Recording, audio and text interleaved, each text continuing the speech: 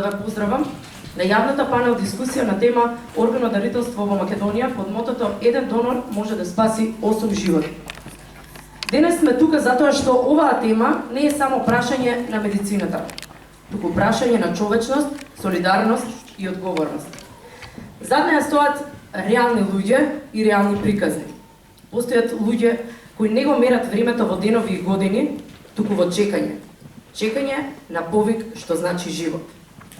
Прашањето што треба да си го поставиме е дали сме подготвени да бидеме дел од таа промена.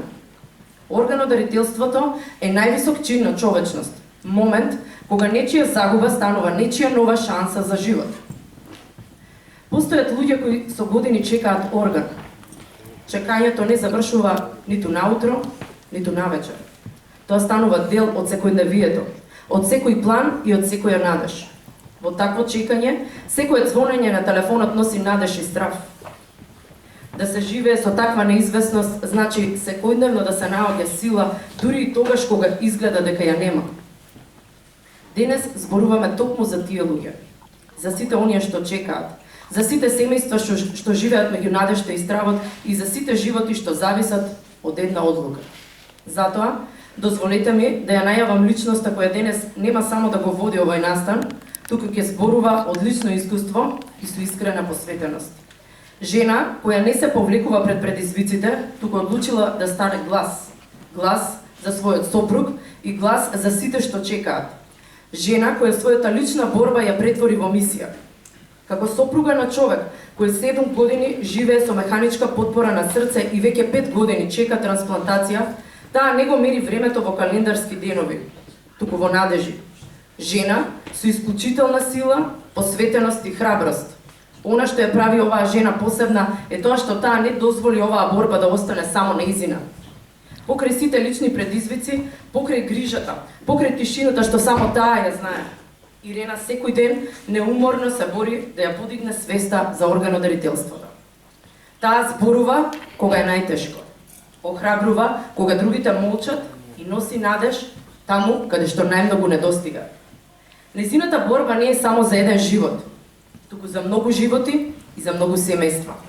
Таа избра да биде глас за сите што чекаат орган и глас што не повикува да размислиме, да почувствуваме и да одлучиме. Затоа што зад секоја одлука за дарување на органи стои нешто многу поголемо, стои нечие утре. Почитувани, со длабока почит и длабоко восхитување, ве молам со силен аплауз да ја поздравиме жената која зборува од срце за срце. Жената која претвори болката во сила, а надежта во мисија. Вашиот модератор на денешниот настан, Миреја Ралева Најденова.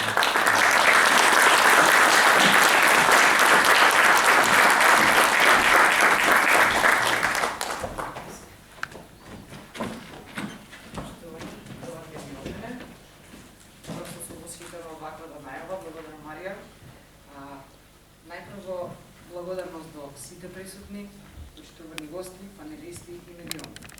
Најпрво би сакала да ги представам сите панелисти кои што ќе бидат ова вечер заедно со нас, кои што по четврти пат без никаков надломест ја одговорија на мојата покана и се повторно овде заедно со нас. Ве молам еден огромен аплауз.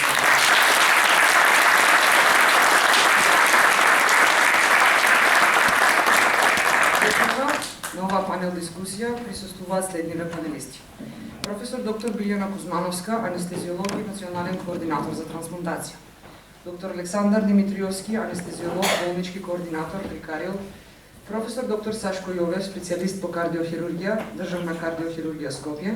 Професор доктор Башким Шабани, хирург, уролог, директор на Универзитетската клиника за урологија, кој што од оправдани причини е одсутен денеска во сала. Доктор Никола Ѓоргиевски, научен соработник, доктор специјалист по нефрологија, директор на клиниката за нефрологија овде. Професор доктор Сашко Дохчев, хирург, уролог, шеф на тимот на трансплантација за бубрези при Универзитетската клиника за урологија. Професор доктор Мирко Спировски, имунолог, медицински факултет Скопје. Доктор Никола Христов, кардиохирург од ПЗУ Жар Митрев клиник Скопје. Отец Војче Ѓоргиевски, представник на Македонската православна црква, заедно со дозволете секунда, кој кои што се во поддршка на овој настан. Протоерей Ставрофов Воислав Георгиев, протоерей Томе Јовановски, протоерей Саше Ристов и нашиот панелист протоерей Саше Ристов, кој што е заедно на трибуната. Таа е поддршката од МПЦ на оваа свеченост. Дарко Митков, пациент со трансплантиран бубрек, Илчо Гиоски, донор на дел од црниот дроб, кој што е попат моментално, ќе стигне во секој момент и ќе ни се придружи, и магистер Емилија Шкартова Претварска, адвокат од Кавадарци.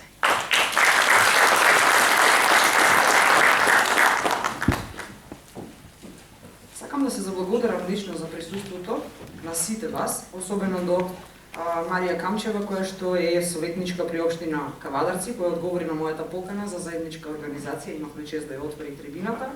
Исто така сакам да изразам и благодарност до градоначалникот на општина Кавадарци, господинов Митко Јанчев, за донацијата за коктелот, што е, мислам, што го имаме моментално овој пат како донација од општината, за да ја организираме оваа трибина. Благодарност за тој дел. Така што честиот интензитетот на овие трибини остана непроменет и прерасна во своевиден караван, како што впрочем и ми најавив на првата трибина, тие што бевте во Охрид, ви кажав дека планирам да биде во сите градови, автобус требаше да организираме. Може би за понатаму. Ова е четврта наша панел трибина, така што тема што сметам дека оваа тема директно не задира сите нас, не поштедувајќи не по ниеден основ, ниту пак по вера, ниту по политичка определба, ниту пак по возраст, по пол и така натаму. Буквално секој еден од нас може да се најде на таа листа за трансплантација, преку ног да се најде да чека, а во исто време може да биде во ситуација да треба да ја донесе хуманата одлука и да рече да за да бидат донирани органите од негов близок човек. Токму затоа, оваа трибина вечерва ја отворам најпрво со прашање поставени до националната координаторка за трансплантација, професор доктор Билјана Кузмановска. Професор, што значи да се биде донор по смртта? Кој може да биде донор? Би било моето прво прашање. Следно прашање, колку пациенти чекаат на листата за трансплантација за да го продолжат својот живот? И уште едно малку полично прашање, какво е вашето искуство како национален координатор, што е најтешко, а што е најмотивирачко во целиот овој процес? Ви благодарам. Драго ми е што прерастуваме во традиција оваа доктори, свештени лица, правници, пациенти, реципиенти, донори, четврт град во Македонија, каде што доаѓаме да на граѓаните им објасниме што значи орган донорство после смртта, колку е тоа значајно за оние кои што чекаат органи. Јас во интерес на времето, за да одговорам, бидејќи две прашања ме поставивте. Првото прашање, кој може да биде орган донор после смртта, тоа си е јасно дефинирано во Законот за земање и преседување на органи и делови од човечкото тело со цел за лекување, или така наречен Закон за трансплантација. Значи, починато лице кое што е починато од мозочна смрт може да биде орган донор. Значи, не може да биде било кој починат човек, не може да биде човек кој што починал во надворешни домашни услови од други причини, туку исклучиво лице кое што починува од мозочна смрт во услови на интензивна нега. Зошто во услови на интензивна нега? Затоа што ова лице во моментот кога престанала циркулација во мозокот, значи мозокот не се исхранува и е мртов, ова лице и биолошки и во правен смисол е мртво. Тоа што е во интензивна нега овозможува да со помош на респиратор, со помош на инфузии и лекови, уште неколку часа до ден-два се одржуваат циркулацијата и дотурот на кислород до органите кои што би можеле да бидат трансплантирани. Ова е едноставен одговор на прашањето. А процедурите, постапките за докажување се детално опишани и во законот и во подзаконските акти. Така, колку пациенти чекаат на листите за трансплантација? Листите за трансплантација се динамични, тие се менуваат, меѓутоа груба бројка би било околу 200 за сите органи, зборам со сите. Да. Што е најтешко, што е најмотивирачко во овој процес лично за вас? Лично за мене најтешко е одбивањето. Значи, кога имаме потенцијален орган донор, сме поминале денови и часови работа во докажување на мозочна смрт, сме поминале многу тежок разговор со семејствата, кој што навистина во тие моменти се во еден голем емоционален стрес, меѓутоа тие разговори траат со часови. Им го објаснуваме значењето на орган донорството и кога ќе не одбија, навистина за мене лично, јас тоа го чувствувам како голем пораз. Тоа е најтешкиот дел од работата. Трансплантација е радосниот дел од работата, да кажем. Вториот дел од прашањето беше што е најмотивирачко, да. Еве што е најмотивирачко. Денеска само што испративме дома пациент кој што пред неполни 3 недели доби орган од починет донор, благодарност на семејството на донорот, и кога се поздравивме му кажав дека денеска доаѓаме на трибина во Кавадарци, тој изрази лична желба, на негова лична желба, значи ова, да ви пренесам дека вие сте негови сограѓани и дека ваш сограѓанин доби орган од починато лице и на тој начин сака да ја пренесе пораката за благородноста на орган донорството. И ве среќата што се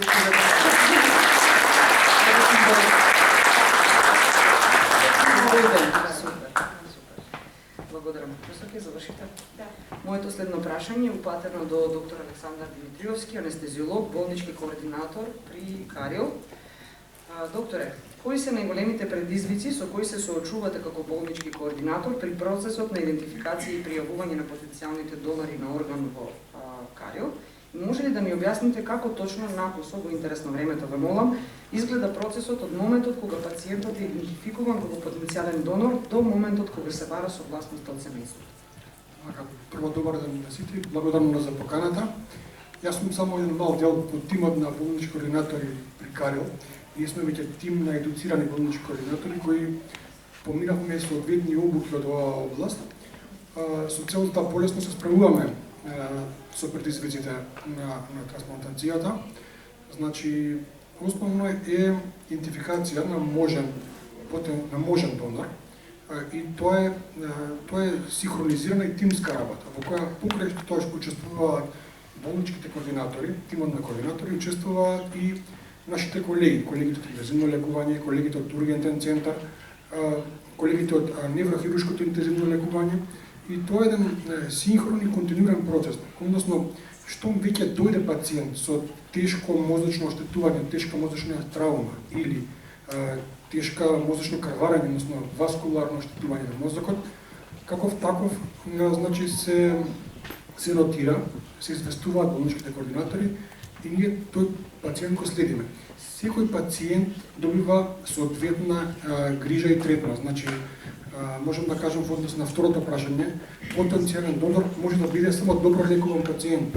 Значи, не може да биде секој пациент потенцијален донор и сите пациенти добиваат соодветна нега, грижа и третман. Значи, ние ги лекуваме примерно пациентите. Ако во текот на лекувањето дојде влошување на состојбата на пациентот, значи почнуваат да се појавуваат знаци на арефлексија, односно на знаци на дека мозокот полека почнува да откажува, народски што се рекува, да полека ја губи својата функција, тогаш применуваме, значи, строго дефинирани правила и прописи, односно правиме клинички тестови. Тие клинички тестови се строго дефинирани кога треба да се направат, како да се направат и кои се.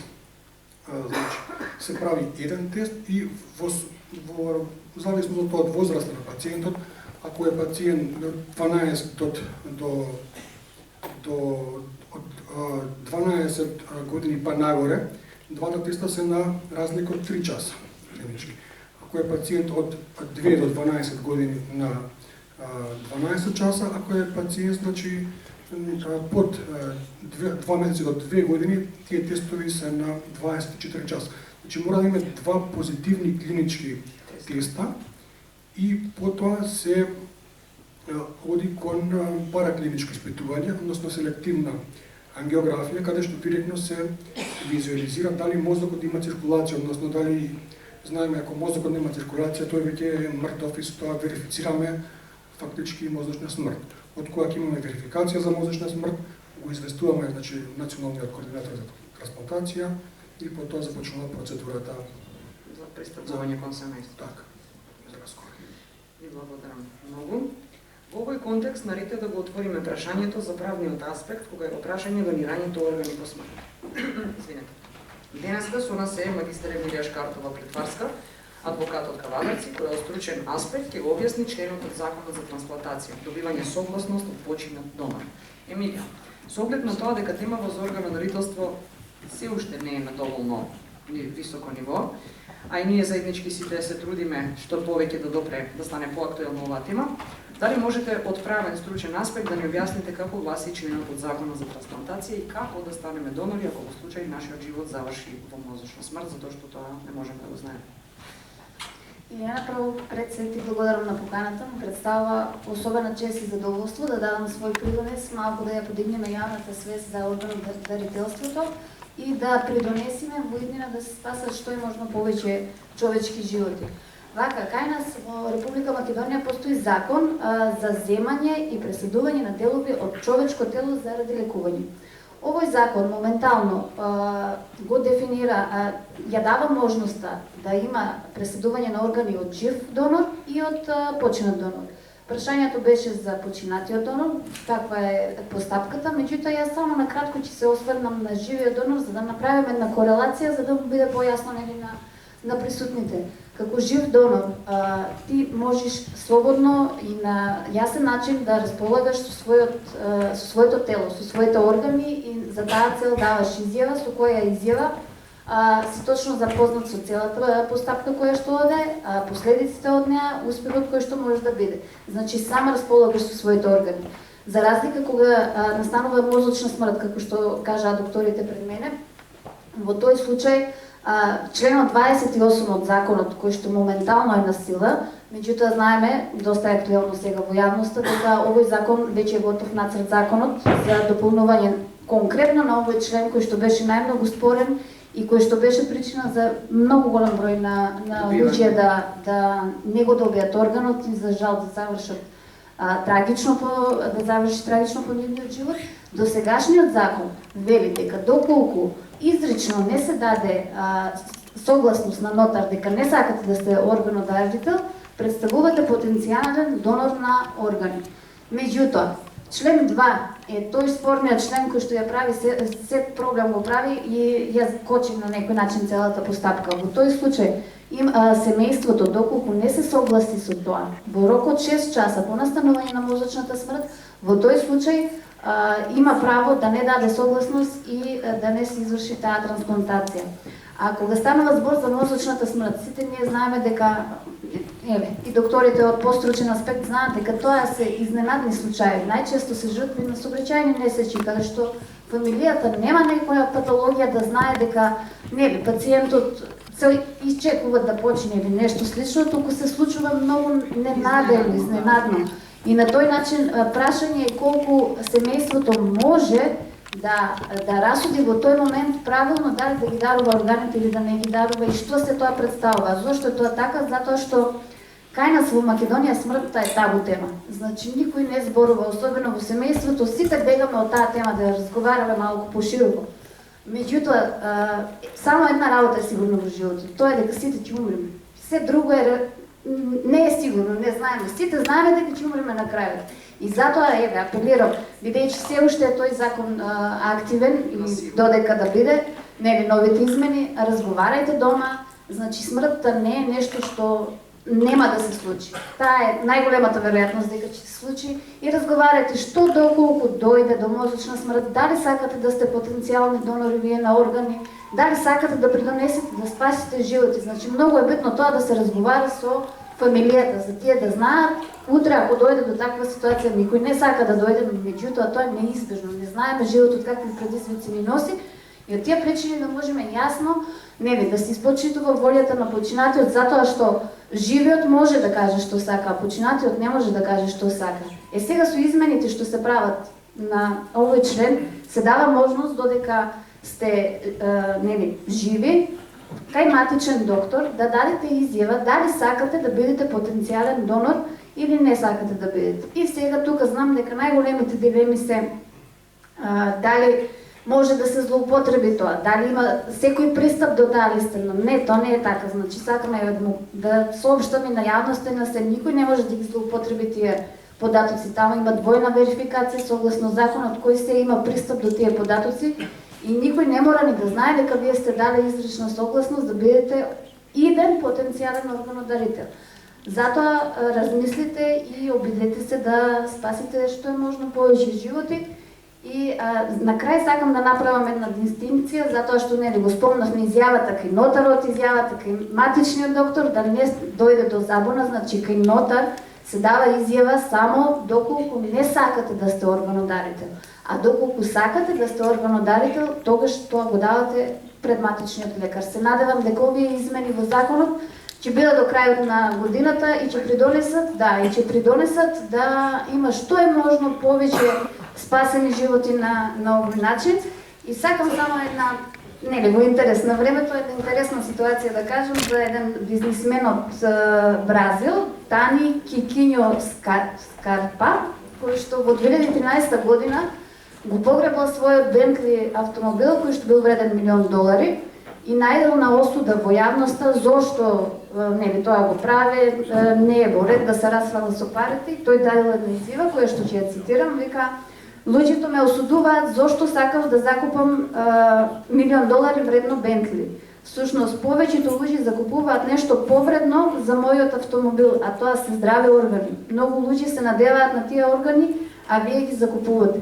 Така да, еве, апел до сите, кога ќе дојде примената на новиот закон, одите сите кај матичен лекар, дадете си изјава да бидете органодарители, на тој начин можеби ќе придонесите да спасите живот, затоа што тогаш правите хумано дело. По вашата смрт, вие на некој начин оставате добро дело да живеат и да бидат спасени многу млади животи. Благодарам. Емилија, сега се осврнуваме на стручниот дел, каде што своје излагање ќе имаат и експертите од областа на срце и на бубрежна слабост. Прашање за професор доктор Сашко Јовев, кардиохирург од Државната клиника за кардиохирургија Скопје. Професоре, како кардиохирург со огромно искуство, како би им објаснили на пациентите со тешка срцева слабост што всушност значи трансплантација на срце за нивниот живот и во кои случаи таа станува единствена реална опција за живот?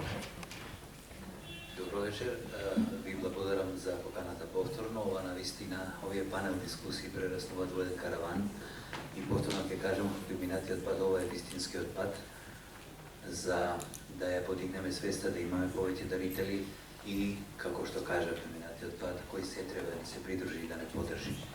Ова е мощно добро прашање, до сега не сме го допреле, што се вели, и ова прашање практично треба да биде дел од процесот на трансплантација, ме разбирате. И е дел од процесот на трансплантација, меѓутоа треба да бидеме спремни и едуцирани апсолутно за тоа. Токму тоа сакам да го кажам. Нашите пациенти главно се пациенти кои што извесен период имаат проблеми, извесен период се во допир со кардиолозите, кардиохирурзите и така натаму. Значи, извесен период се веќе во допир со лекарите заради тоа што имаат срцеви проблеми и кај голем дел од нив веќе се употребени одредени тераписки модалитети, почнувајќи од конзервативна терапија во смисла на медикаментозна терапија, нели, какви што ги има се повеќе и помодерни, продолжувајќи со имплантација на некои помали девајси во смисла налик на пейсмейкерите. Сега, продолжувајќи понатаму кај некои од нив, за оно што го знаеме, имплантација на механички девајси, на механичка асистирана циркулација во смисла на елвата, биват и така натаму, на крајот некои кои што, ако што се најголем дел, кои што практично немаат ништо, се на терапија, но на некој начин нели можат да бидат по неколку пати хоспитализирани на клиниките, лечени и така натаму. Сакам да кажам дека голем дел од нашите пациенти се сензибилизирани на тоа дека постои проблем, на тоа дека нешто тешко оди, на тоа дека не ќе оди вака понатаму, на тоа дека треба да се направи нешто повеќе, ме разбирате. Потоа почнуваат проблемите да бидат се поголеми и поголеми и се хоспитализираат една два пати или едноставно клиниката е таква што тие не можат да извадат неколку метри, ме разбирате, и тие веќе чувствуваат дека има проблем. Сега, во моментот кога треба да се седне со пациентот, сигурно треба да се биде спремен, да се биде едуциран. Немаме за сега таква, а треба да ја воведеме и тој тип на едукација. Ние вака врз база искуство, како што кажете, нели?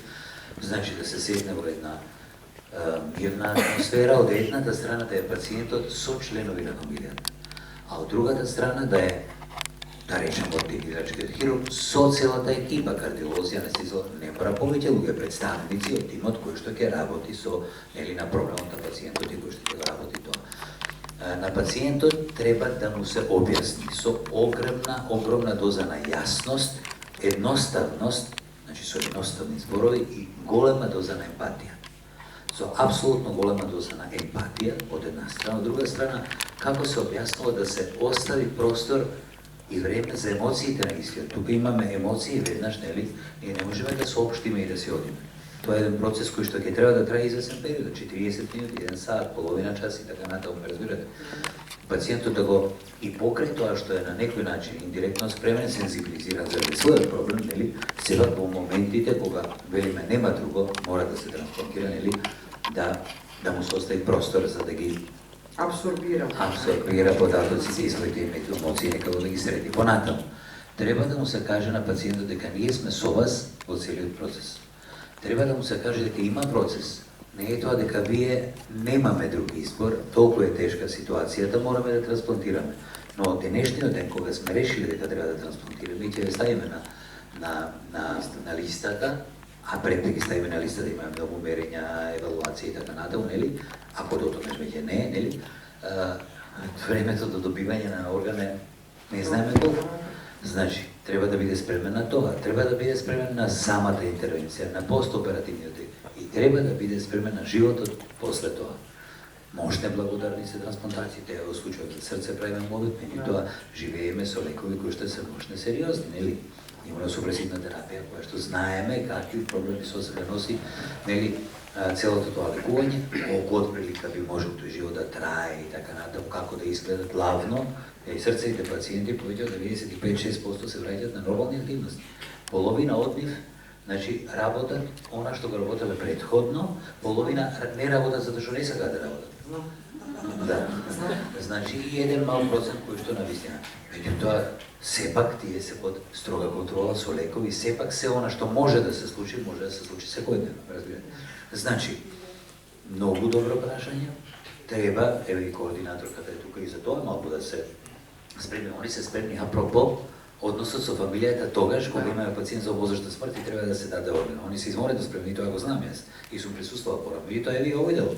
Не разбирате, и овој дел со примателот на орган, нели? Значи да биде онака како што треба да се легиарите спремни. Значи, практично моште добро прашање, ова треба да е дел од процесот на трансплантација и ова треба да се изведе изморено со тоа што ние имаме психолог кој што го немаме секогаш, нели? Можеби во овие моменти со нас треба да седи психолог. Таа пракса немаме, меѓутоа можеби треба да ја воведеме таа пракса. Ви благодарам на прашањето, навистина беше на место. Прашање е упатено до доктор Никола Христов, кардиохирург во клиниката Жан Митрев во Скопје.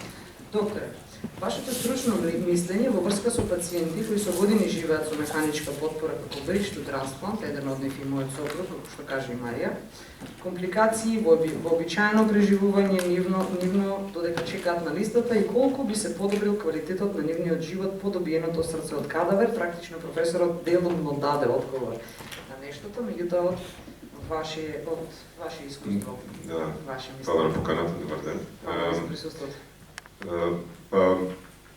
Тие пациенти, како што кажа професорот, се не ги среќаваме уште пред да добие механичка поддршка срцето, не ги среќаваме во болница повеќе пати. Пациенти се кои се хоспитализираат многу и не можат да ги вршат во обичаените секојдневни активности, значи проблем е да искачи пеше скали, проблем е да пешачи отоци имаат по нозете, по рацете, значи се гушат во собствена течност. Така да, додека чека за трансплантација која може да одземе доста време дека се најде адекватен донор. Да, ќе се сврнеме и таму. Има солуција која се нуди моментално, значи покрај лекарства која ќе се исцрпат се механичка потпора. Механичката потпора значи дека во срцето, значи над тоа се грубо кажано, се става пумпа која му помага да работи. Меѓутоа е поврзана со два токави кабли, еден, да, и уште еден, да речам, со надворешниот дел, така да пациентот, значи, кај се движи, мора да го носи тоа со себе. И иако квалитетот на живот се подобрува со механичката потпора, значи може да се врати во секојдневни функционирања, движење, меѓутоа пак е доста ограничен. Делумно квалитетен начин на живот. Да, меѓутоа не е како што било пред тоа. Тоа е, значи, механичката потпора е како што кажа на бричката транспорт, е вашиот сопруг, не знам сега дали предпоставам знаат. Ке дознам. Да. Меѓутоа тоа е со одреден временски период поврзано. И тие треба пациенти да добијат одреден број на години, години е више многу, како термин треба да добијат срце. Значи, треба да се најде адекватен донор, бидејќи не може да живеат вечно на тоа. Така да компликации постојат, бидејќи поглед тоа што се ограничени секојдневните активности, не е тој толку болен, меѓутоа не може нормално да функционира. Тука постои компликации во однос на крварење, може да постојат, бидејќи примаат одредени лекарства, постојат компликации во однос на инфекции, бидејќи, како што кажав, има вештачка машина, апарат, да речем, внатре, кој е поврзан преку кабли со надворешна единица која е на батерија, значи работата на срцето сега зависи претежно од, грубо кажено, од батерија. Меѓутоа, сепак е тоа добро, бидејќи тие пациенти, ако не би добили механичка потпора, додека чекаат срце, би завршиле лошо. Значи, тоа е како еден добар речекор на медицината и на технологијата, меѓутоа сепак евентуално мора да заврши трансплантација. Ние го спомнавме минатиот пат дека трансплантациите се во фаза на стагнација на срце, барем во овој период, не знам професорот колку години нема трансплантација на срце? 3. 2 или 3? Да, така да, а има више уградено повеќе пациенти со асист девајс или механичка потпора, така да тие се сега товар не само на здравствениот систем, не само на професорот и на нашата институција, тие се на целокупното општество, бидејќи ако не успееме да им обезведиме адекватен донор и да извршиме адекватна интервенција, може да настанат сериозни компликации, па дури најлош исход. Така да, ова што е поддршката, механичката, јас сум апсолутно за, кај многу пациенти, кај сите пациенти кои не може да се најде адекватен донор, меѓутоа за временски интервал, тоа е целта на овие трибини, да. Да се подигне свеста, има и ефекти, гледам и на социјални мрежи, и кај министерот нешто, така да одлична иницијатива, посебно од ваша страна, честитам и само продолжи така, се надам дека набрзо ќе направиме некоја прва трансплантација под подолг период, ќе видиме каде се.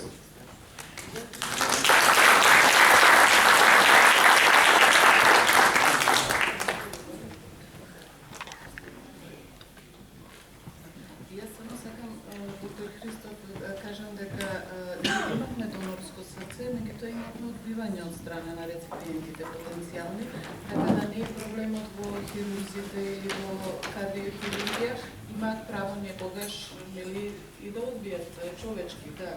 Додека е нашиот пациент што беше така? Не, тоа не даде согласност воопшто. Не даде согласност. Да.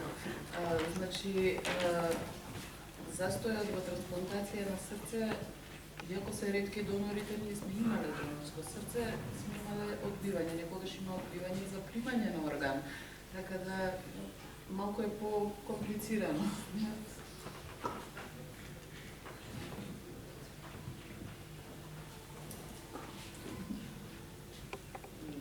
Моето следно прашање е упатено за областа на трансплантација на бугрези.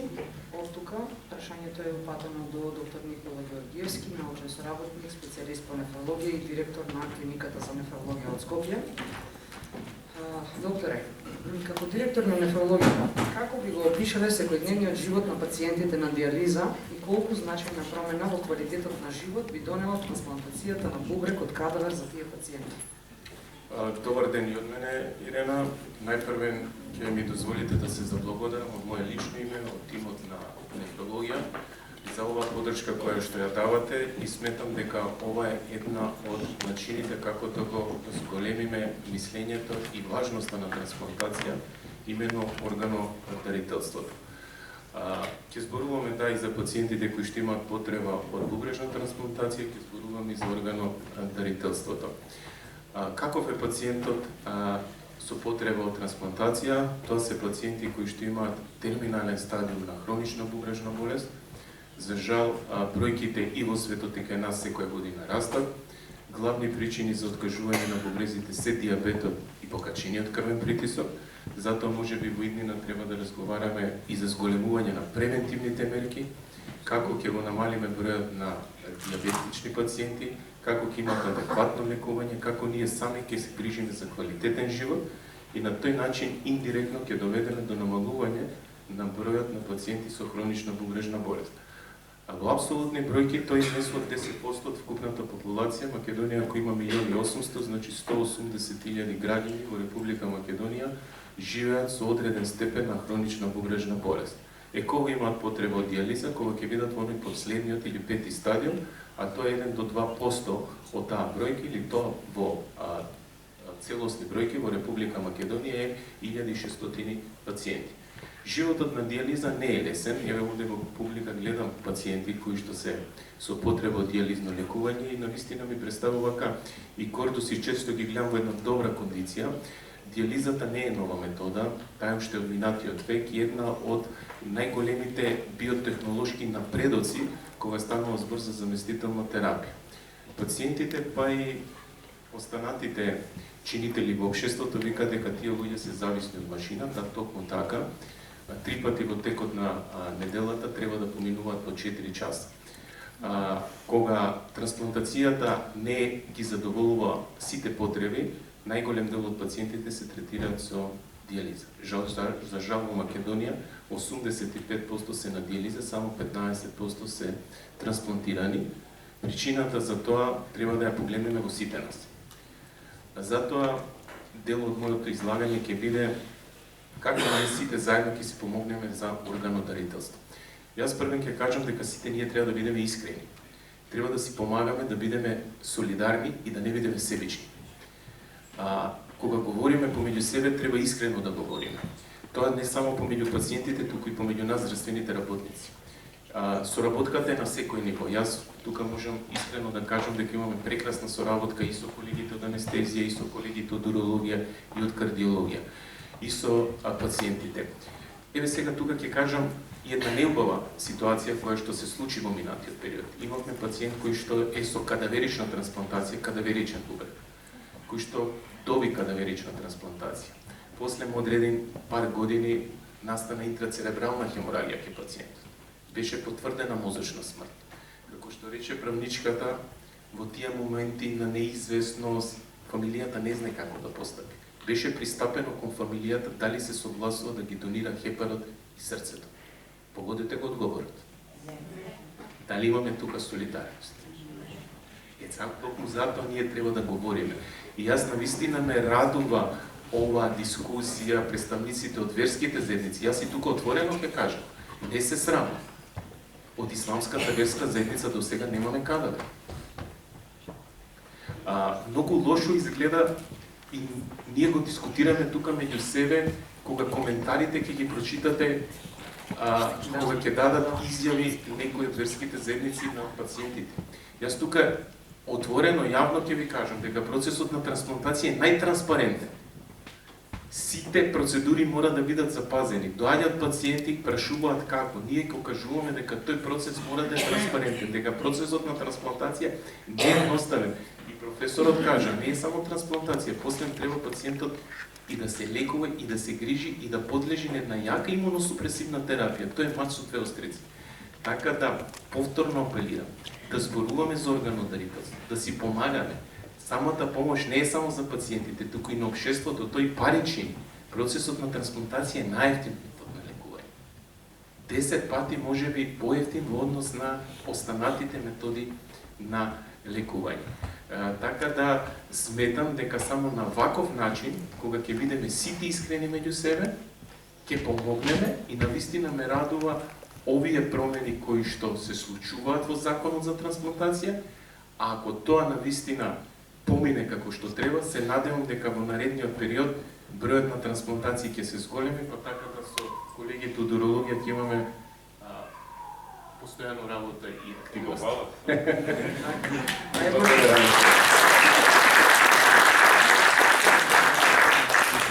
Благодарам, професоре, за одговорот. Моето следно прашање е упатено до професор доктор Докчев, шеф на тимот за трансплантација на бубрек во Македонија. Професор, како хирург кој извршува трансплантации на бубрек, кои се најкритичните фактори што одлучуваат за успехот на една кадаверична трансплантација и колку во просек годишно се извршуваат трансплантации добиени од кадавер? Добро, благодарам на поканата. Сега сме на пета дестинација, следната, Стрелница. Благодарам на поканата, секојаш прифаќам со задоволство да присуствувам на овакви трибини, се со цел да поттикнеме што поголем број на органи да се добиваат од потенцијалните донори.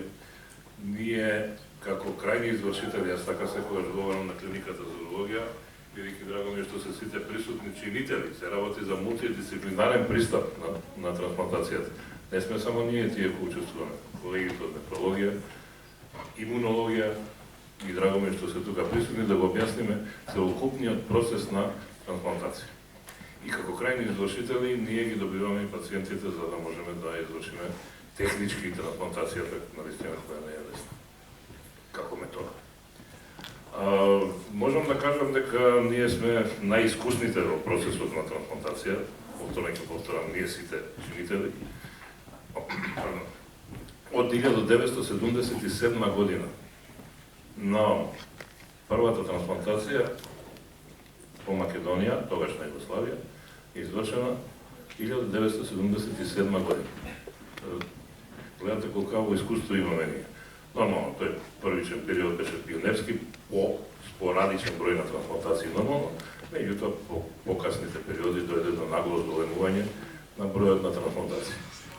И јас сум следок на тие настани, да кажам, до 90-та година, како многу млад доктор, како втор асистент на во екипата за трансплантација, сум сведок дека тогаш во бивша Југославија се направила 22 кадаверични трансплантации. Пазите што говорам. Во бивша Југославија. Од кои 5 пративме во разни центри во Југославија. Белград, Загреб, Риека и Љубљана. Ама не добивме ни еден назад орган за размера, бидејќи функционираше една организација која се викаше Југотрансплант. Тоа е многу по-ран период него што се формира Евротранспорт. Каде сме биле ние како Југославија бивша? Ова не зборам да ја потенцира бивша Југославија, neko организацијата на трансплантацијата. Така да искуството е големо, тоа сакам да ви кажам. За жал, после тој период настана еден голем празен простор на кадаверична трансплантација. Ние living donor трансплантација ја промовираме до денеска, работиме living donor трансплантација и многу е поголем бројот на living donor трансплантација од кадаверичната трансплантација. Ќе ви кажам бројката, стигнуваме негде до бројката од 530 трансплантации. 528 мислам, чинам дека се не ја провери пред одем навака, мислам дека се 528, од кои се 98 кадаверични трансплантации.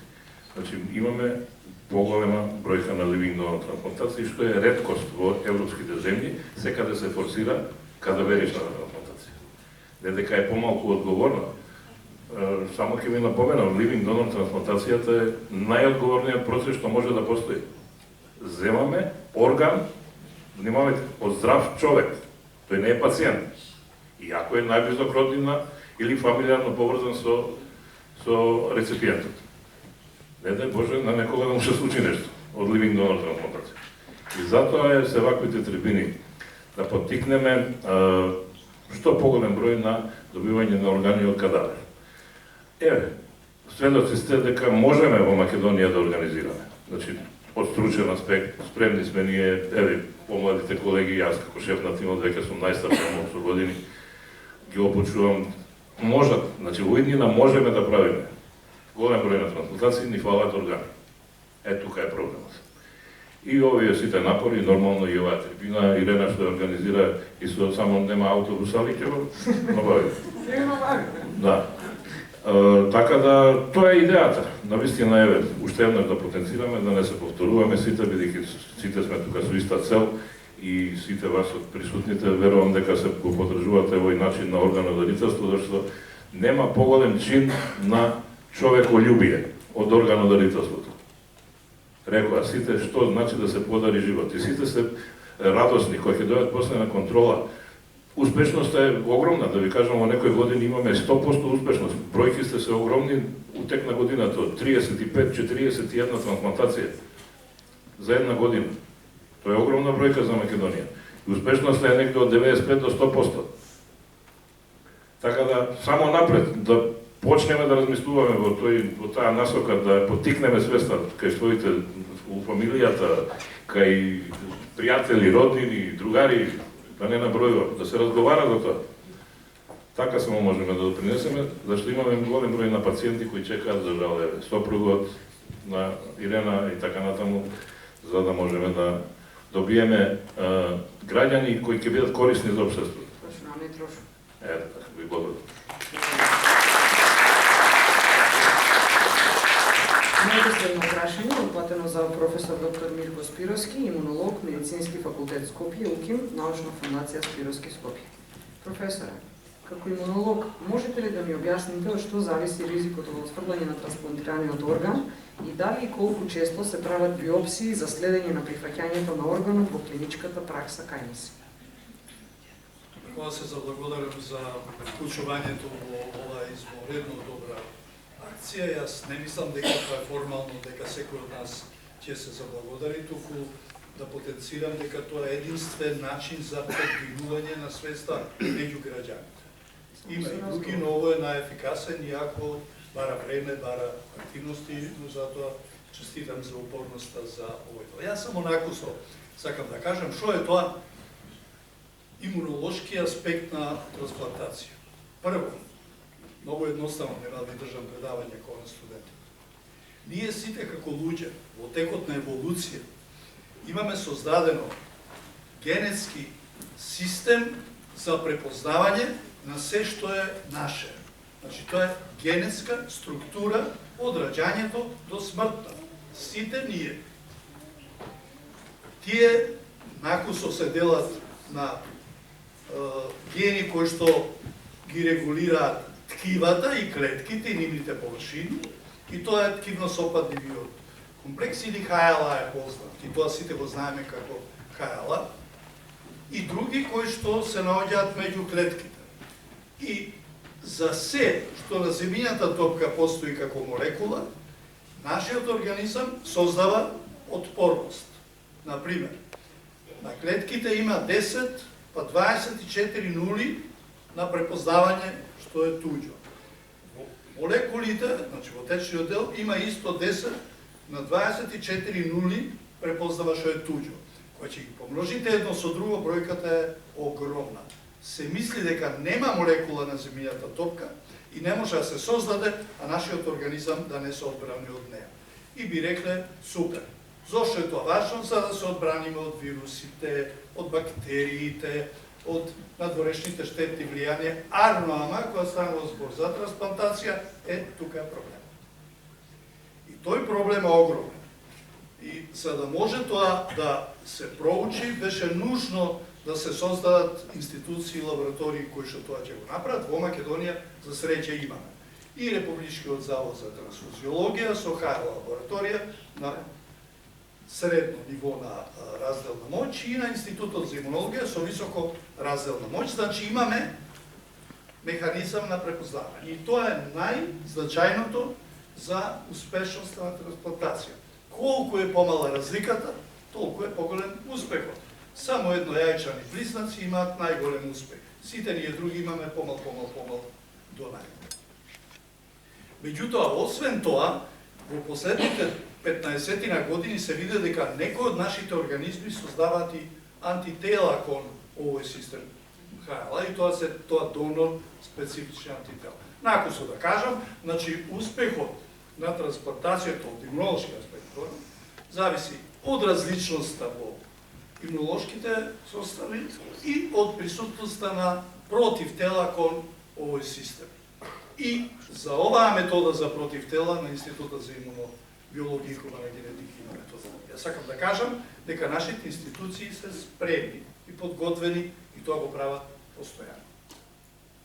За прашањето за биопсија, биопсијата представува најпрецизен метод за утврдување на било каква болест и особено на процесот на отфрлање.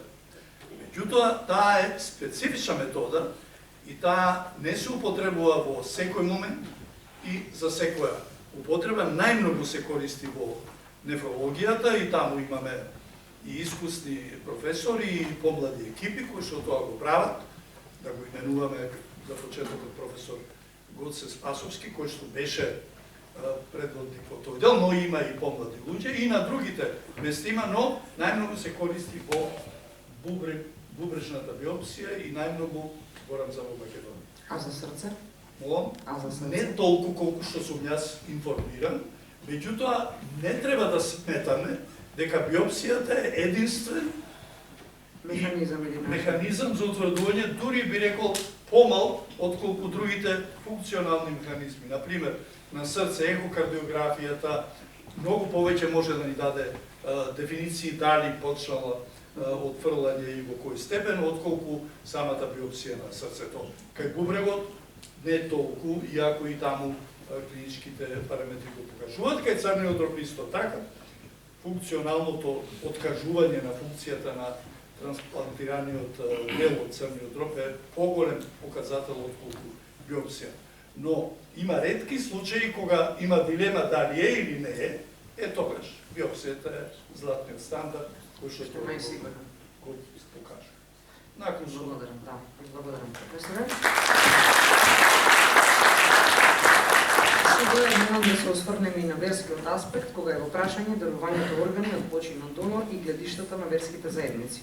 Требаше на оваа свеженост да присуствува и муфтијата од Велес, меѓутоа во последен момент ми откажа присуство од оправдани причини, затоа со нас, како што ги прочитав сите представници од МПЦ, како благодарам премногу за поддршката и моето прашање до представникот од МПЦ било следно. Оче, каков е ставот на црквата по однос на посмртното донорство? Ако може кратко, прецизно и јасно да ни објасните, кој е ставот на верата, односно на црквата по однос на ова прашање? Така, секој човек е создаден од тело и душа, знаеме создаден од земја, според учењето на црквата и секој што ќе го вратиме во земја. Но сепак душата оде кај Создателот, каде ќе одговара за своите добри дела. Сите сме ние должни да правиме добри дела, бидејќи така Бог не создадел и телото е храм на Светиот Дух. Затоа ние треба да се грижиме и да правиме добри дела. Може да се донираат органите, бидејќи црквата има свој став и дозволува да се донираат органите, со тоа ние правиме добри дела и по смртта. Како што ги правиме и нашите износи, нашите погреби, се молиме за покој на душата на починатиот, односно за Бог да му ги опрости сите гревови кои ги направил. Не е битна таму храната на гробот што се носи, битни се добрите дела.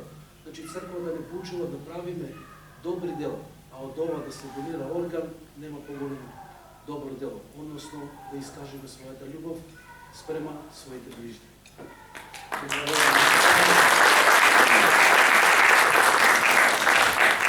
Моето следно прашање е упатено до Дарко Митков, пациент со трансплантиран бубрек. Даре, исто име по мојот сопруг. Што значи да се биде да се добие најголемиот подарок во животот? Во твојот случај тоа е здрав бубрек. Каков е животот при извршена трансплантација споредбено со претходно и која е твојата порака што би испратил до присутните со цел подигнување на свеста за органодарителство? Да се добие бубрек, особено од дебелската личност, од мајката, за мене значи да се добие нов живот. Тоа не е само медицинска интервенција, туку најголем можен подарок, шанса повторно да живееш нормално, да дишеш без страв, да планираш еднина. Животот пред трансплантацијата ми беше ограничен. Со зависност од хемодиализа, неизвестност и постојан страв. Секој ден беше борба. По трансплантацијата работите се минуваат. Не веднаш и не без предизвици, но добива слобода. се враќа енергијата, надежда и најважно чувство дека си самиот ти. Секако постои одговорност, редовни контроли и грижа за здравето, но тоа е мала цена за животот што повторно го имаш. Мојот порака до сите присутни. Органот дарителство спасува живот. Еден човек може да спаси повеќе животи. Да се размислува за тоа значи да се покаже највисок степен на човечност.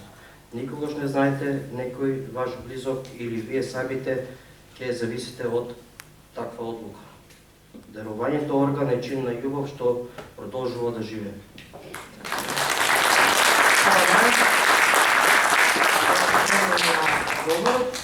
Сега вака морам да споделам кога зборуваме за искреност, ќе бидам јасна и искрена, кажа во Штип, ќе кажам и овде. По моите 3 повици на трансплантирани пациенти со срце и 3 пати одбивање да присуствуваат на панел трибина, не одбиваат од нивни лични причини, не знам зашто. Не сакаат да го дадат својот придонес, може би е стресно за нив, не осудувам.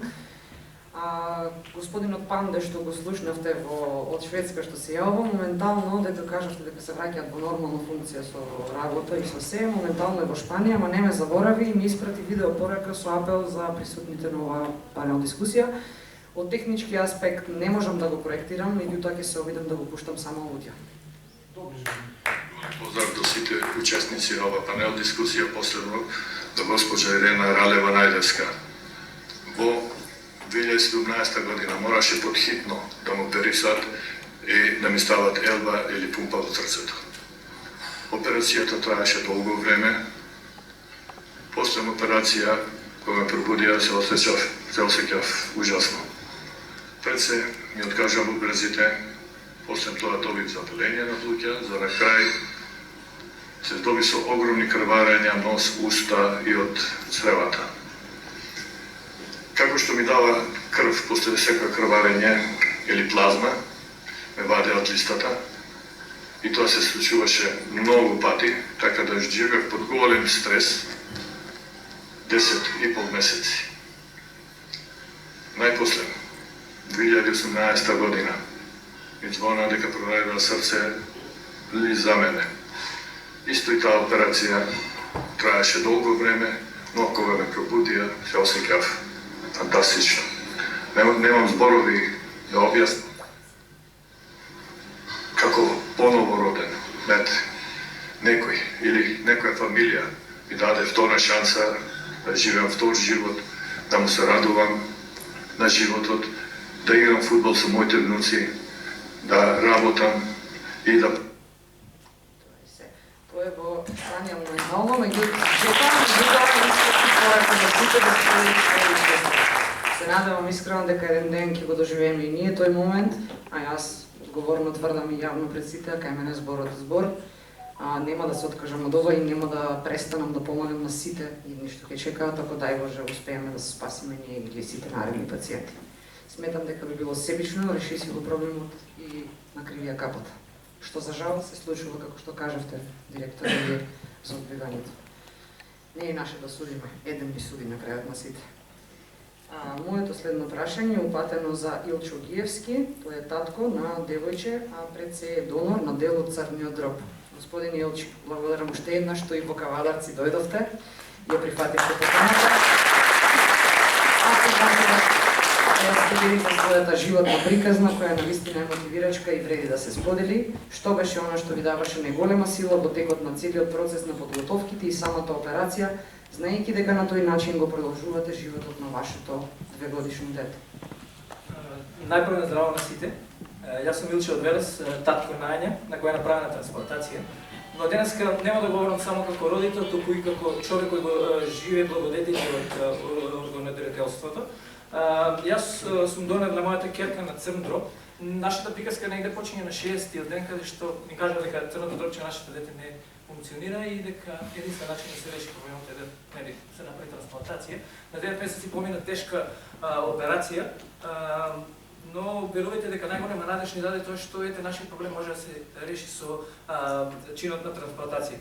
Кога си родител и кога ќе го слушнете тоа дека вашето дете има проблем со црното дробче, најнаш вашиот свет запира, но после дознавањето дека можеме повторно да дадеме живот, еден дел или едно мало делче од вашето тело дадено на детенце може да го спаси и да му даде повторно живот. Јас како родител или бев донор, но верувате дека не секој има таа шанса и таа среќа.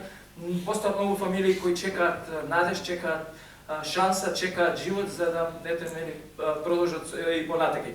Јас, како што кажав, имав таа можност да станам донор и да му помогнам на моето дете. Затоа денес сум тука, за да ве замолам да размислите околу органидарителството. Една одлука може да значи многу, една одлука може да значи детство, може да значи живот и, како што кажав, поклонување на втора шанса за вашето дете, вашите роднини, вашите пријатели. Верувате дека органидарителството не е само еден медицински процес, туку тоа е еден чин на човече.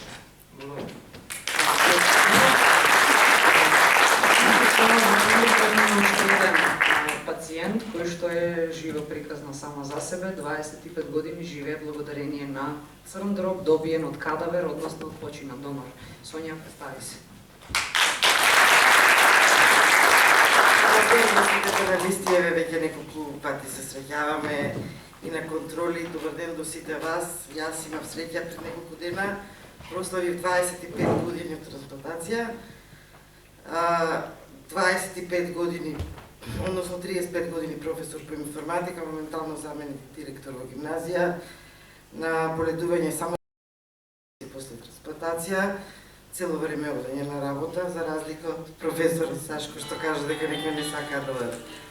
Сакам кратко да се надоврзам, професоре, околу дека треба да се вклучи психолог, апсолутно, значи дефинитивно дури психијатар, и би го поздравила дека доаѓањето на професор Спировски, вие можда не се сеќавате, 2002 година, кога примав тројна терапија, кај вас дојдов, заеднички работевме на случајот зошто уште кортико.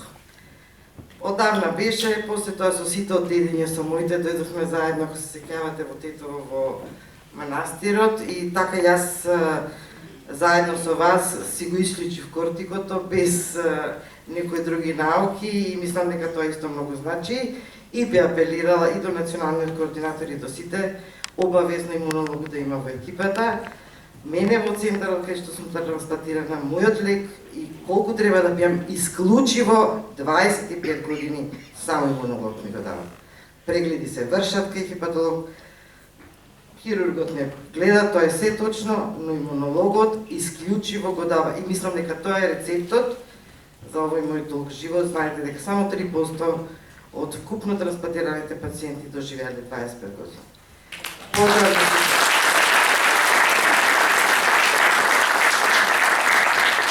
Сега ја привршуваме нашата панел дискусија. Дали некој од публиката бара збор? Имаме простор за прашање, панелистите се овде до вас. Поверете. Само Маријан, дај малце. Може да стигне. Може да се слуша.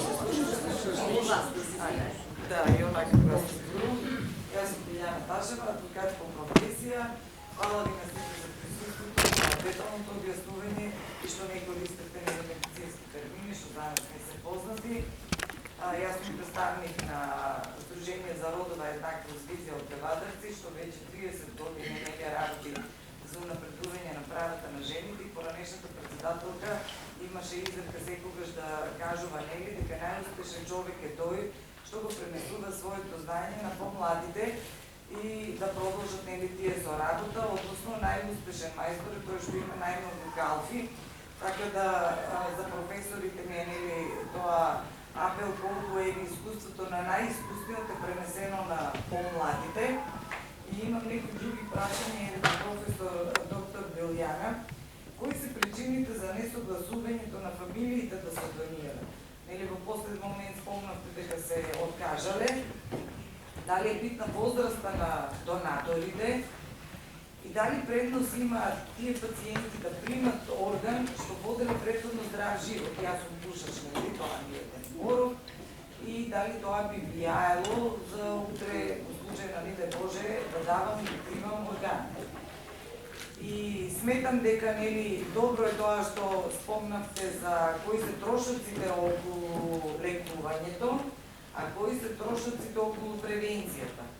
Значи не сум запозната со новите законски измени или новиот закон што спомна колешката, дали воопшто тие финансиски импликации ги покриваат трошоците за едукација, дали за превенција, за тоа што јас до сега исто се соочив, нели со диабетис, ништо не знам околу прашањето, доправа уште учам, доправа се формира здружение во Кавадарци за лица диабетичари, а се нели огромен трошок и огромно неработоспособно, доволно неработоспособно население за една наша мала општина, па макар и мала држава. И кога сме веќе кај државноста, сакам исто така да прашам дали битно од која држава е донатор. Ви благодарам за прашањето. Со едноставен јазик ќе се изразам, значи постојат медицински критериуми и така наречени, сега одиме за возраст зборувам. Значи постојат критериуми која возраст, до која возраст се најоптимални нели донорите, за жал помлади донори, жал за загубениот живот велам. Колку е помлад донорот, толку е поквалитетен орган. Не за сите органи, например за срце, да знае професор Јовев, до 45 години е оптимално. Над 45 веќе одиме екстендед критерија, значи проширени критериуми, треба повеќе испитувања за да биде органот адекватен за трансплантација. Додека, например, и 60 годишен пациент може да биде донор на бубрек, на црн дроб. Така да се зависи од состојбата на органите. Токму таа дискрепанца помеѓу потребата на бројката на пациенти кои што чекаат орган и бројката на донори која што секаде во цел свет е голема разлика, овие критериуми возрастни се повеќе се поместуваат. Еве последно што навистина сите не зачуди, меѓутоа ете и тоа се случило. Хрватска, која што е една од лидерите по број на донори, едукаторка имавме од Хрватска, болнички координатор, таа кажа дека во крајен стадиум искористиле црн дроб од 90 годишен донор, што е навистина исклучително ретко и прашање е медицински дали е оправдан и колку ќе трае тој орган. Значи, повеќе од возраста, сега се цени функционалноста на органот во однос на возраста. Во однос на здравиот живот, вие прашувате дали имаат предности што се непушачи, значи на листата, на националната листа на чекање за органи, нигде не постои ставка дали некој е пушач или не пушач. Ако, мислам, веќе одамна ни етилична цироза, значи посталкополна цироза не е контраиндикација за трансплантација, иако на почеток кога почнале трансплантации на црн дроб, ете некои, да кажам, етички моменти што тогаш сметале, општеството се менува. Не се препорачувало кај етиличари, меѓутоа сега веќе етилична цироза апсолутно си индикација за трансплантација. Третото прашање ви беше... Дали воопшто имате некакви сознанија, податоци, колку е трошокот за тие трансплантации, лекувања, за периодот на чекање, постоперативниот период, спрема трошоците што би ги издвоила државата за... Јас со економска анализа не се... Дали воопшто некој такви истражување има? Да, ќе ви одговори директорот менаџерски. Само на последното прашање, сега се сетив, прашавте дали може реципиент од друга држава. Не, апсолутно. Дури и банката на ткива што имаме, на коски и на лигаменти, исклучиво може да биде реципиент граѓанин на Македонија. Значи, донор од Македонија, реципиент граѓанин од Македонија. Тоа е така се додека не сме умрежени во некоја мрежа, како што има Сканди Трансплант, Евротрансплант. Ние не сме умрежени во таква мрежа, значи ние сме си самоодржливи. Не сме наш орган, мислам органот наш донор да биде даден на странски државјани. Малку логичество за така. Па, добро. Затоа се трудиме и го правиме. Секоја чест за акцијата, мислам секоја чест и за Ирена, стварно. Јас сега малце ќе го цитирам Гани Тодоровски, колку сме, толку сме. Еве сега за менаџерскиот дел директорот ќе ви одговори за финансискиот дел.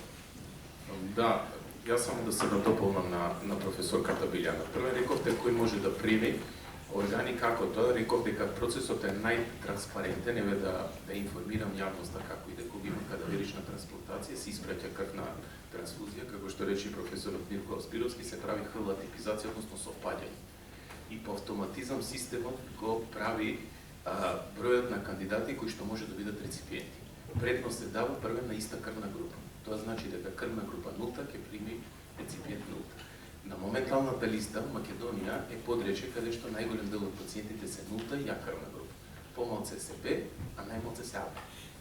И така да нулта и ја крвна група најмногу. Такво ние Поднепјето, ние сме Југоисточна Европа, во овој период, во овој дел Медитеранот најмногу. И тие што имаат најмногу совпаѓање, тие секако дека имаат предност.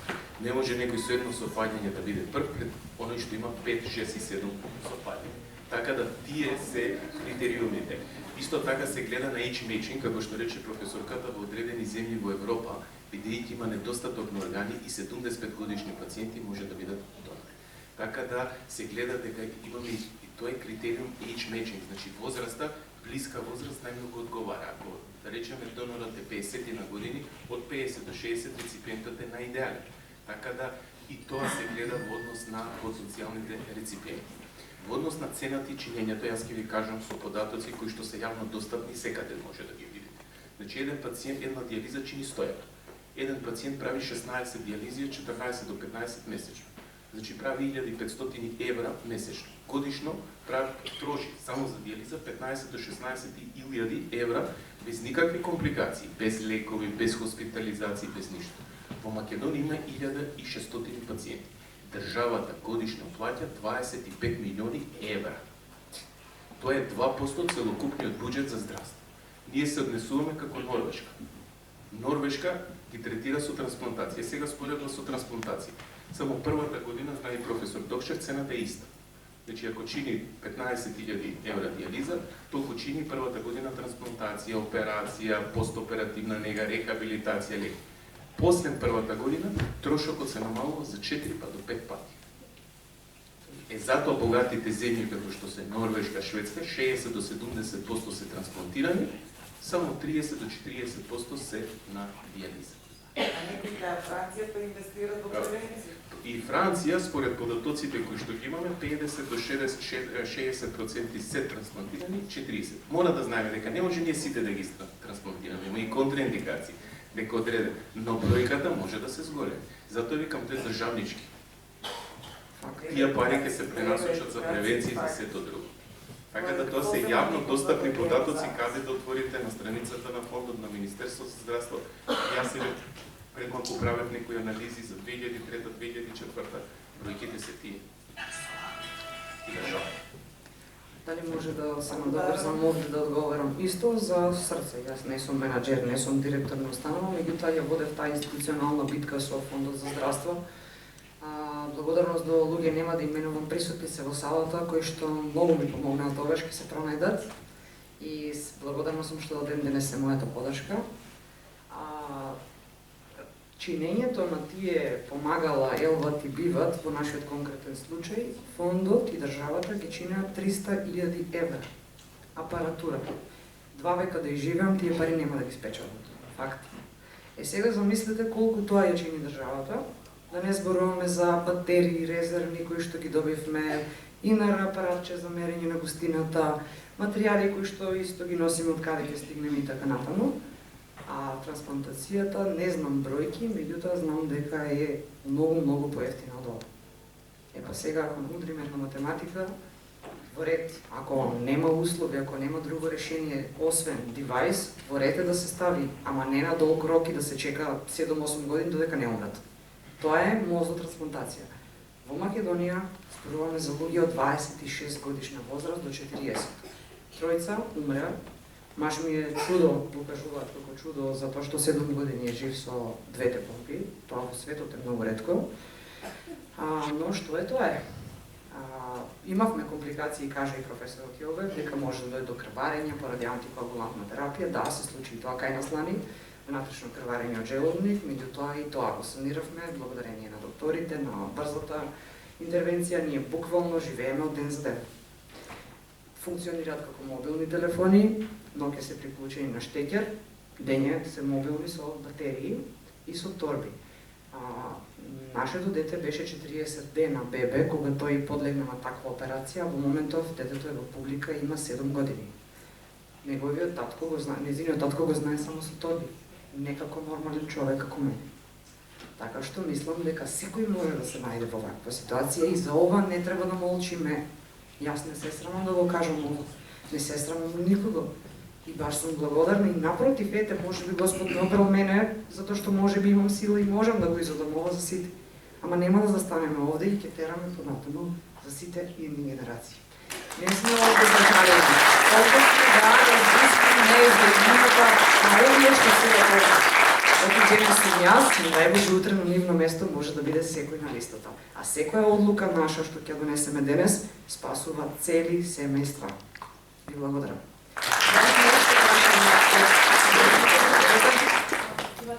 Јас сум матичар и Кавадарци и баш ми стана ние повеќето информации добиваме реално од медиумите, оваква информација дека има изјава кај матичен лекар го разбравме пред неколку дена од медиумите.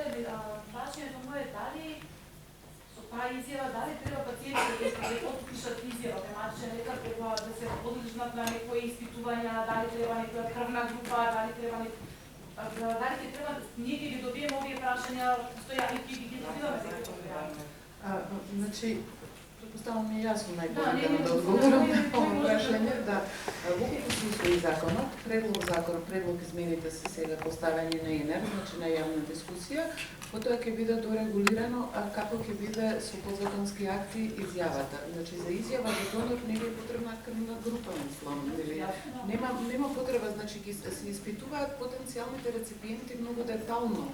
Меѓутоа изјава за донор е само изјава која што потоа ќе се уви во регистар на донорите. Регистар ќе се биде таен, немаат сите влез, како што сите немаат влез во мој термин во делот трансплантација. Јас имам возинка да ги гледам сите листи, додека другите болничките координатори имаат понизок степен на можност да влезат во одредени листи, така да тој регистар ќе се биде апсолутно таен и тоа е само изразување на желба.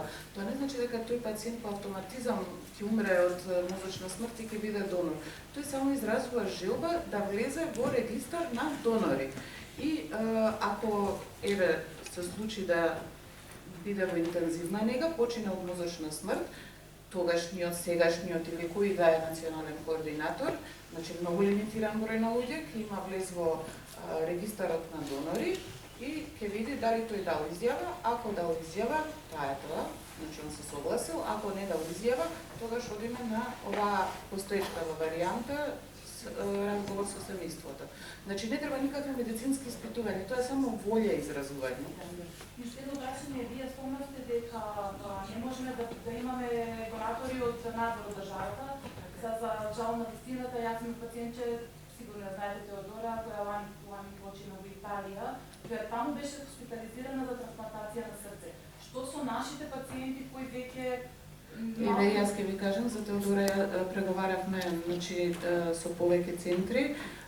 Центарот за Италија не излезе во пресред, направивме договор со директорот затоа што Италија не е дел од Евротрансплант, додека во Евротрансплант се 8 земји кои што се умрежени, сите не одбија. Трошоците за лекување на Теодора беа покриени комплетно од Македонија, од Фондот за здравство.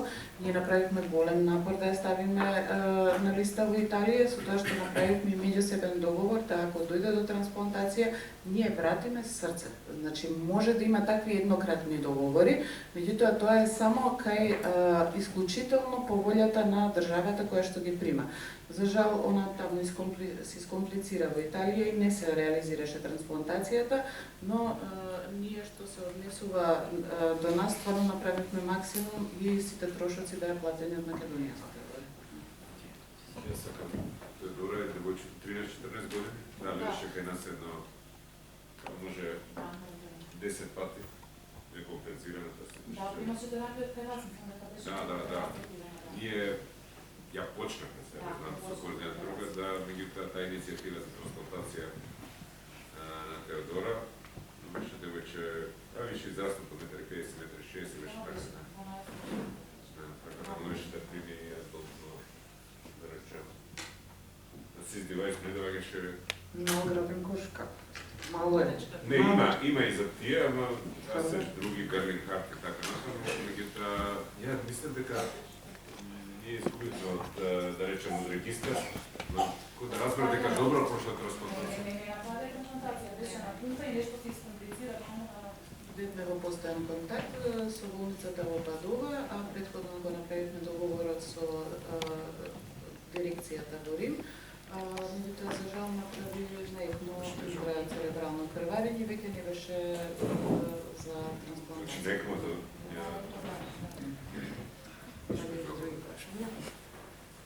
Дали некој ба разговор?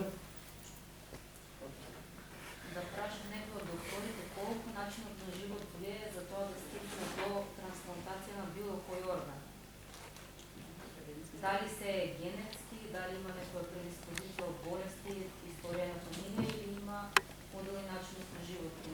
Некои болести кои што се генетски детерминирани, значи се знае дека ќе завршат на крај со потреба од трансплантација, доколку се работи за генот. И тоа многу зависи дали е хомо или хетерозигот, тоа значи дали го носи генот од еден родител или од двата родители. За жал, тие што носат ген од двата родители, побрзо и почесто доаѓаат до потреба за трансплантација.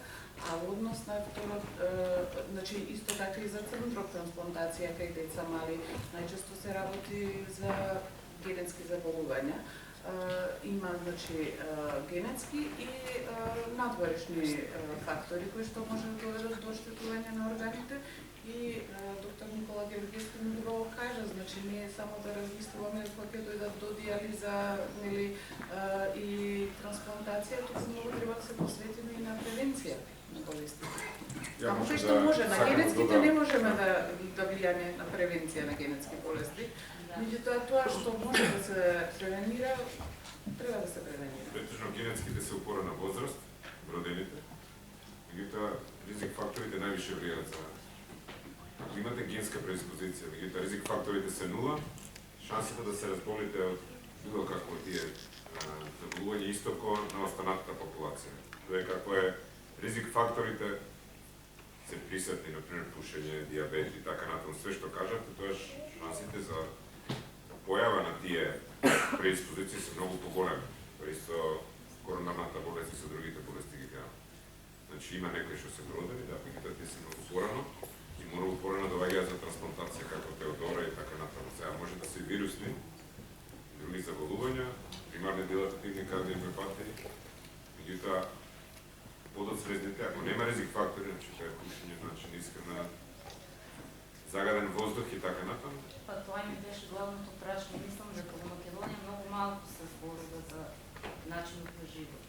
Посебно од страна на докторите, мислам дека малку повеќе треба да се обрне внимание и на пациентите да им се зборува за храна и за начин на живот, за да се спречат такви нели подоцни стадиуми на болести кои имаме.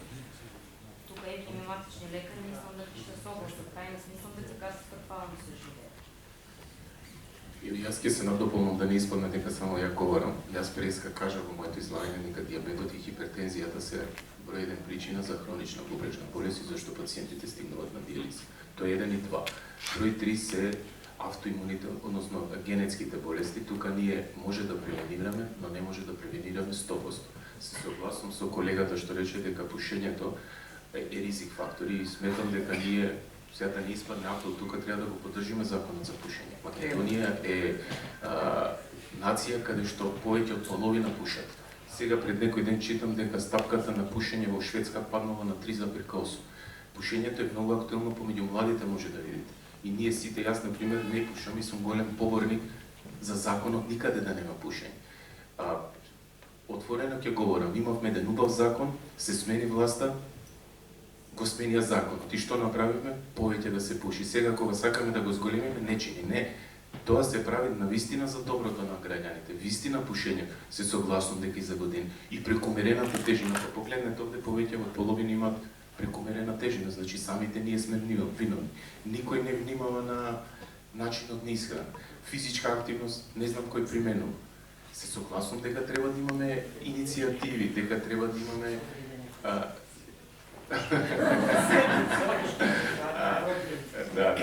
мислам дека сите заедно треба да влијаме на ова, да имаме иницијативи, да не само специјалистите, туку тоа да се почне од најмала возраст, во градинки, во училиште и така натаму. Сега ме подсети што рече роднини.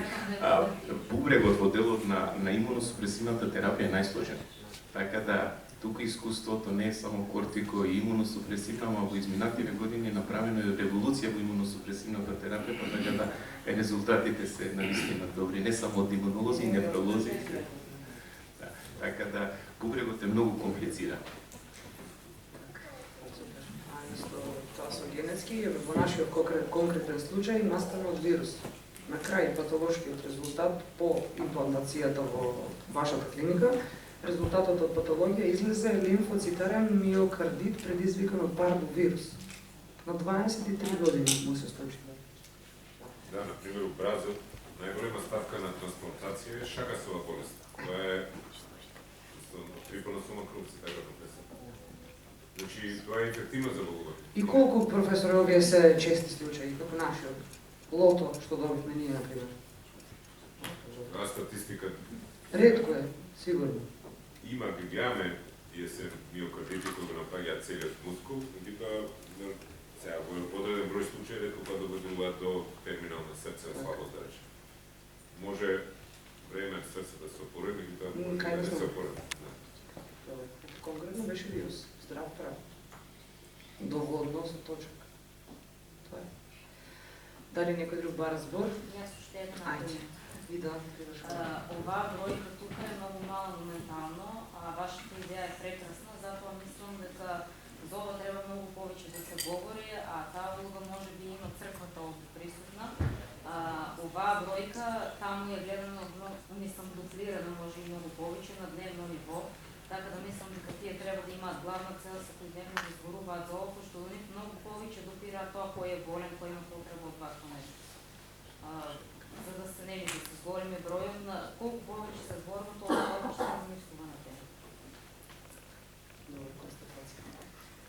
Ако никој не бара збор, Сепак сакам да се надобрзам тука дека покрај тоа што нели околу 100 луѓе беа поканети на оваа трибина, петокој во 17 часот имаме обобштено, што нема тука изговор за вакви трибини, ги имаме тука цела од здравство и да беше некој, не знам, за убавина и здравје, може би че имаше полна само. Немаше идеја се да.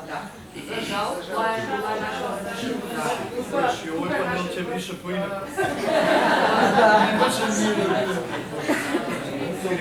Истото ни се случи и во Битола, да. Кажа сам дека треба да почнеме од самите себе да работиме. Штип беше најбројна, Охрид беше подобро бројна, исто.